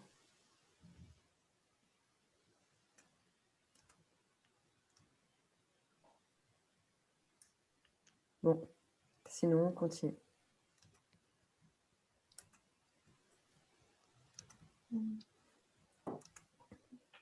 Ah, il a besoin... je vais demander la réactivation du micro. Normalement, c'est bon.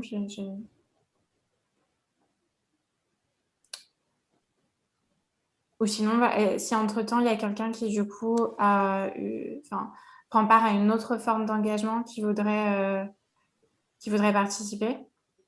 Attendez, je prends le board. Mais alors, du coup, sur le board, il y a quelqu'un qui a mentionné la désobéissance civile. Est-ce qu'il y a quelqu'un qui a déjà pris part à des actions de désobéissance civile dans le groupe? C'est vrai que pour la biodiversité, c'est peut-être naïf de ma part, comment ça s'est passé? Qu'est-ce que vous avez fait exactement? Si ça a été fait.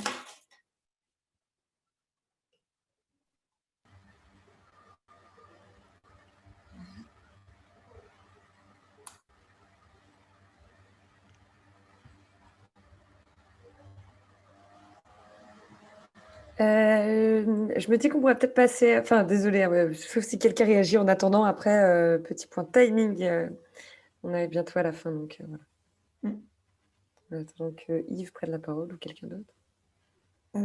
Après, la prochaine activité est assez similaire à celle-ci, donc Yves pourra sûrement prendre la parole à la prochaine. Donc, on va peut-être passer au dernier. C'est vrai que c'est assez dommage parce qu'on n'a pas eu le temps d'organiser parfaitement le tableau. Je ne sais pas si on aura l'occasion de pouvoir y revenir quand l'activité sera clôturée. C'est une bonne question, il faudra qu'on voit ça, oui. Je pense qu'on pourra y toucher, oui. Ok, parfait, on va passer à la prochaine activité. Alors, si personne ne veut, s'il n'y a plus de participants.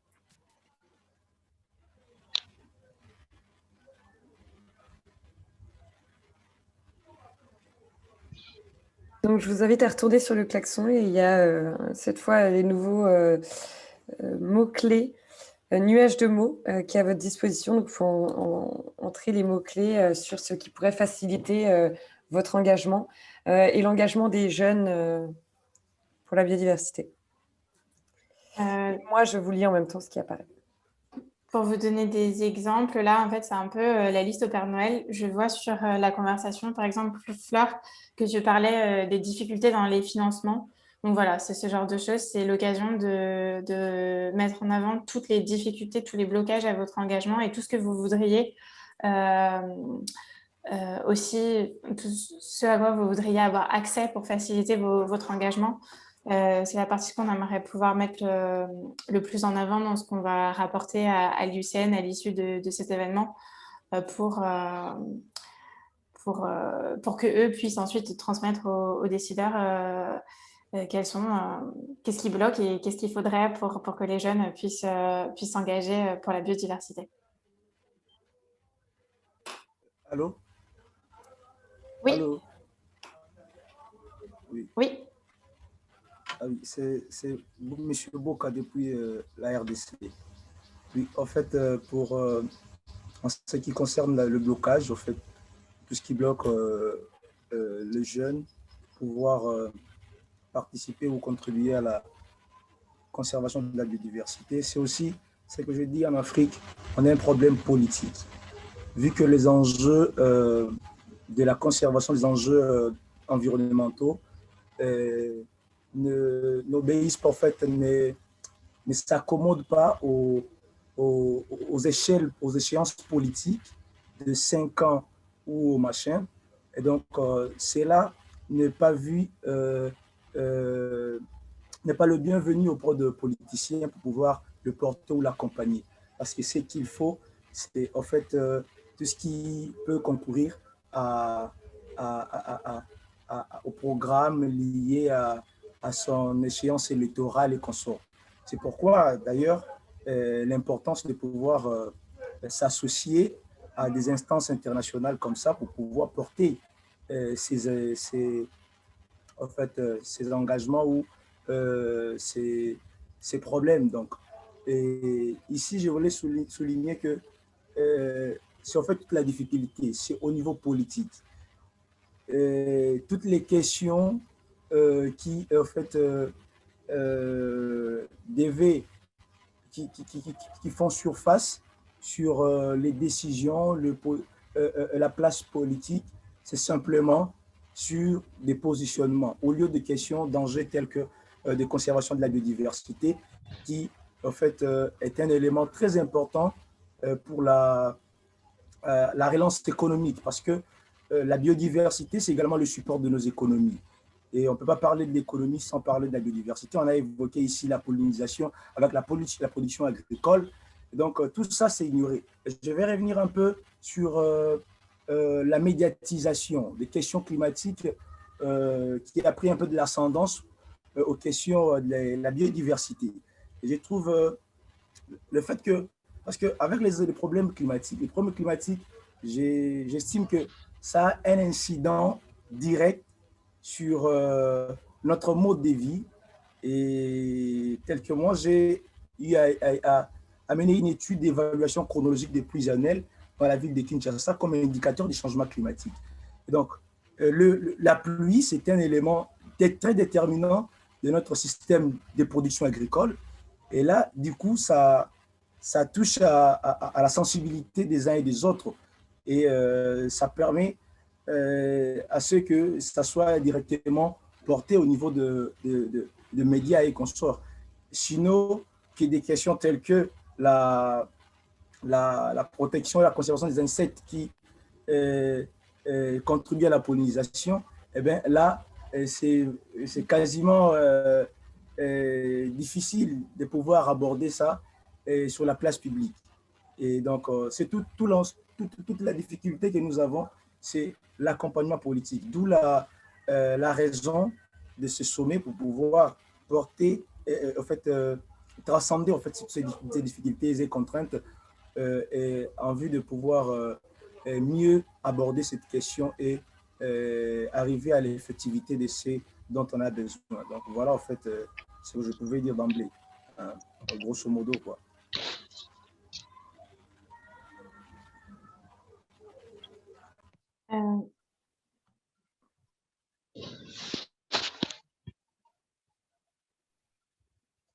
Est-ce que vous pouvez m'entendre?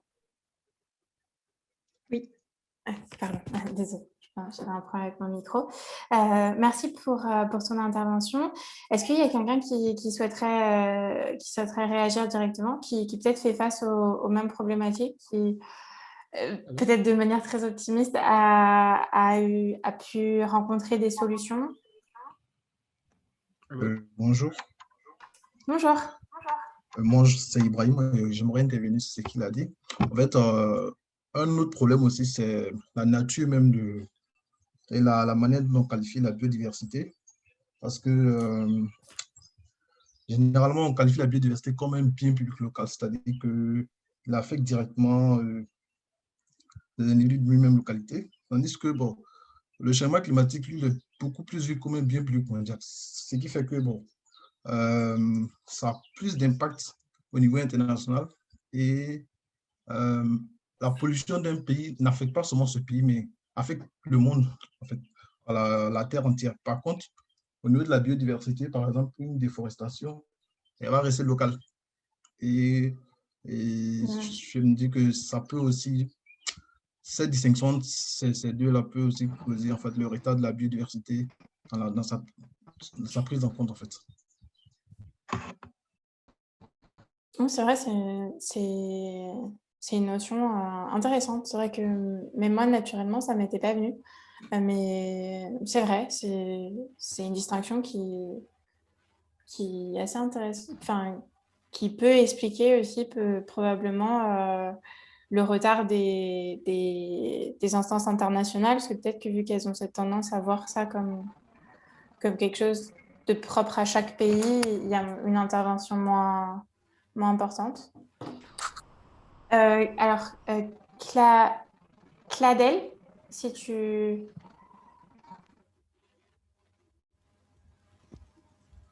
Allô? Oui. Allô? Bonsoir à tout le monde. Pour répondre réellement à la question, c'est vrai, mon ami Bouka a évoqué le côté institutionnel et politique, le fait que les jeunes ne sont pas constamment impliqués dans les instances de prise de décision.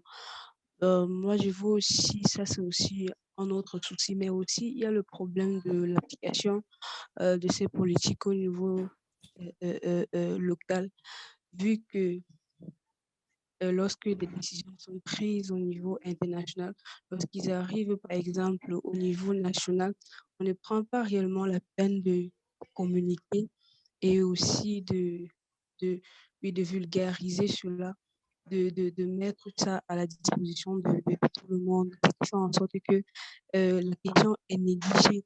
Elle est non seulement négligée au niveau des jeunes, mais elle est également négligée au niveau même des communautés. Il y a aussi le fait que la valeur des services écosystémiques n'est pas mise en valeur ou bien n'est pas reconnue.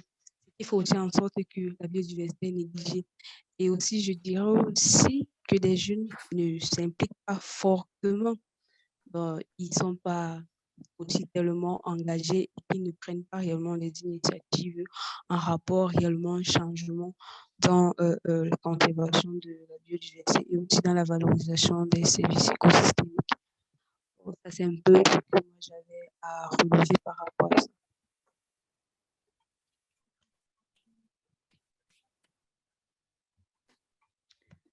Merci pour ton intervention, Cladel. Si des gens veulent... Alors, on a beaucoup de personnes qui lèvent la main. Neil, si tu veux prendre la parole.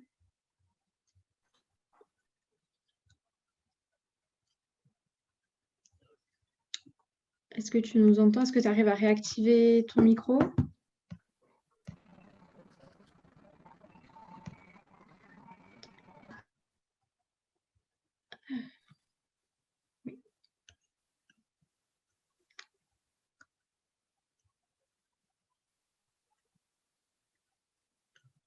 Neil, normalement, ton micro est activé. Tu devrais pouvoir parler. Et si ce n'est pas le cas, si Patrice, tu arrives à parler, comme ça, on peut avancer, parce qu'on ne va pas Je pense tarder que à... c'est bon.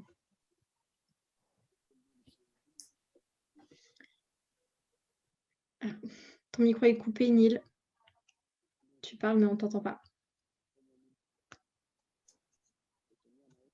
Alors, j'entends une voix, mais de très loin. Non, mais le micro est coupé, là, donc... Non, mais Patrice a enlevé son micro ouvert, lui. Donc...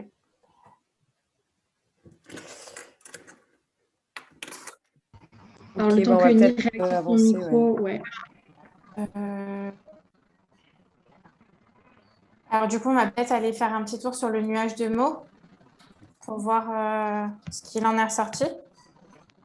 Alors, pour l'instant, on a surtout financement en énorme. Alors, je ne crois pas qu'il y ait eu énormément de participation. S'il y en a qui veulent continuer à mettre leur participation. Ah si, en fait, j'avais pas les bons. Donc, l'emploi, contribution nationale, financement. Alors, je pense qu'il y a eu beaucoup de phrases parce que les mots n'ont pas tous une bonne logique, mais on a facilitation, crédibilité, compétition, opportunité, beaucoup de finance, financement, soutien, de la visibilité, de l'information. Donc, s'il y en a qui veulent rajouter certains mots, et sinon, je clôture pour que vous ayez peut-être la vision de cet atelier. Est-ce que vous voyez là, je vous ai envoyé la capture, vous les voyez les mots?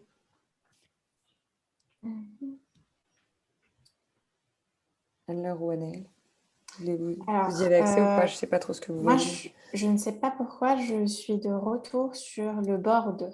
Ok, non mais c'est ça. Ah, c'est bon. Ah non.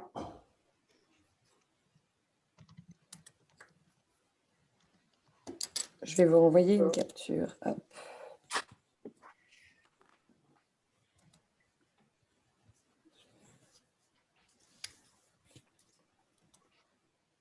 Vous avez les mots? C'est bon.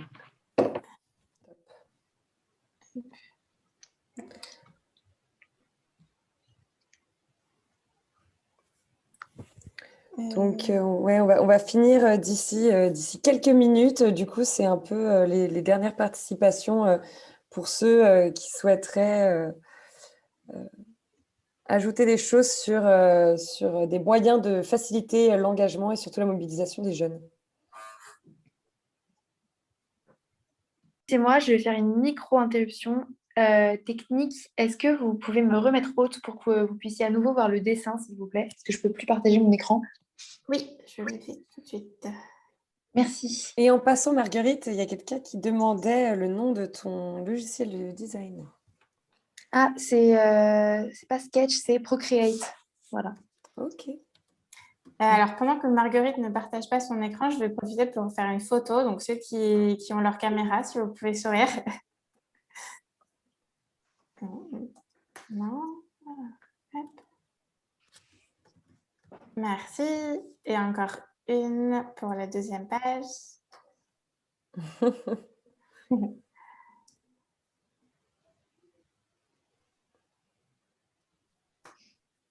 Merci.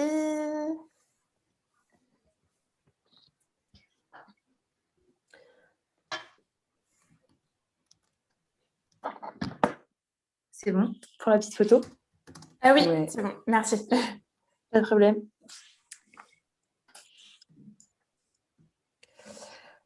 Ok. Hop. Donc, on va peut-être finir sur le dessin. Voilà. Ouais. Peut-être regarder l'ensemble un peu avec Marguerite et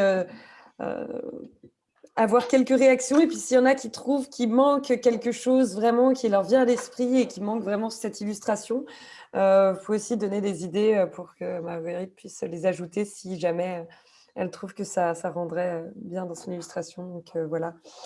Ouais, j'ai le crayon à la main, il ne reste plus beaucoup d'espace, mais je peux le faire. Tu peux intervenir? Oui. Ok, je pense bien qu'au niveau des blocages, il faut vraiment inciter sur le fait, sur l'aspect financier.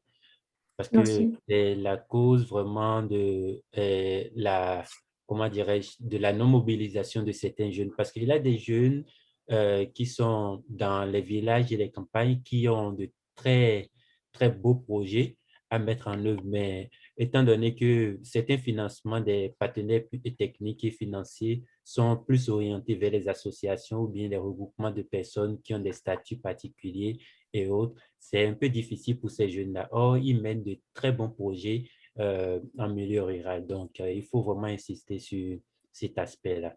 Merci.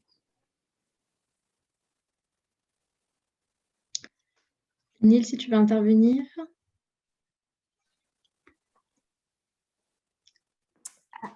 Toujours des problèmes de son.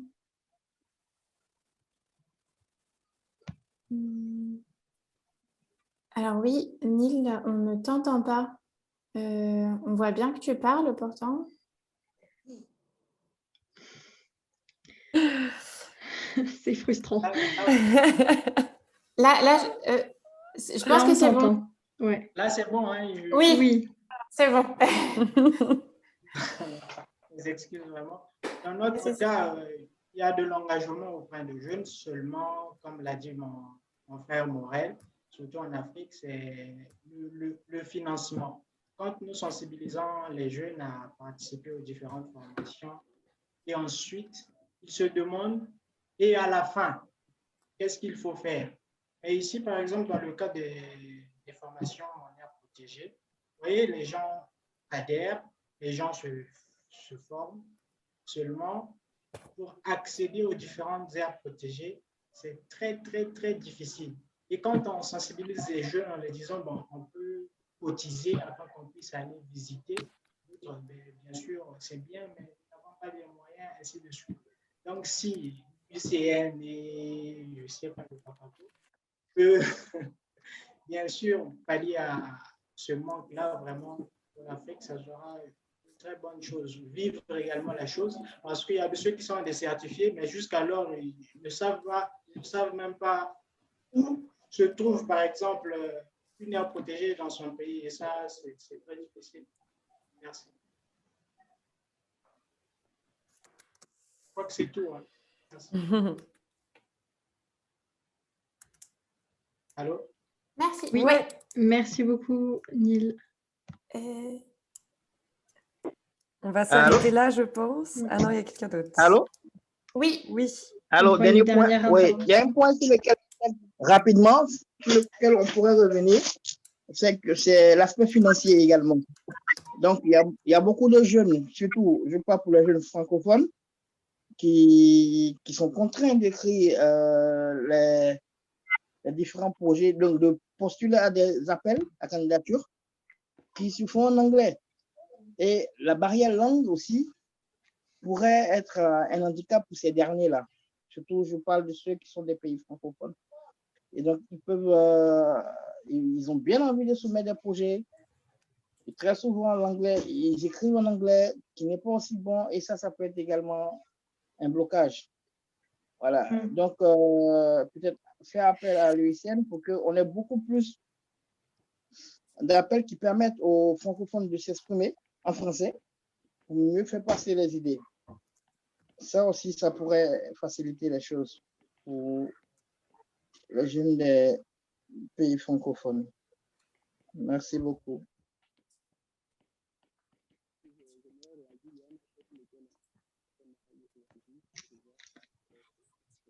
Ok, bah merci beaucoup à tous pour vos interventions. Merci Marguerite pour ce dessin. Je pense qu'il est quand même assez complet. On est venu rajouter ce qu'il fallait. Cool. Donc, on va prendre en compte toutes vos interventions entre les nuages de mots, les post-it, de toutes les activités. Et on va essayer d'en faire un résumé, participer à ce rapport du congrès de l'UICN pour les mobilisations de la jeunesse pour la biodiversité. Donc, pour ceux qui veulent retenter l'expérience, il y a un autre atelier qui sera similaire. Alors, faites attention, l'atelier de demain est le même que celui d'aujourd'hui, donc à la même heure. Donc, voilà, ce n'est pas la suite, c'est vraiment, ça va être le même atelier. Donc, pour ceux qui seraient arrivés à la fin, vous pouvez retenter demain. Voilà. Et on vous remercie tous pour votre participation et on espère que ça vous a plu. Donc, Donc voilà.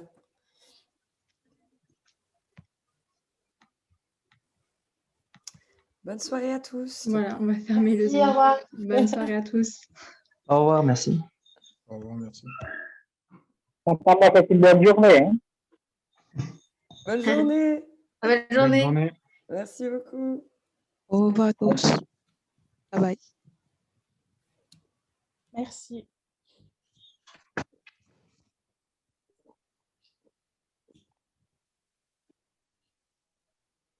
Merci.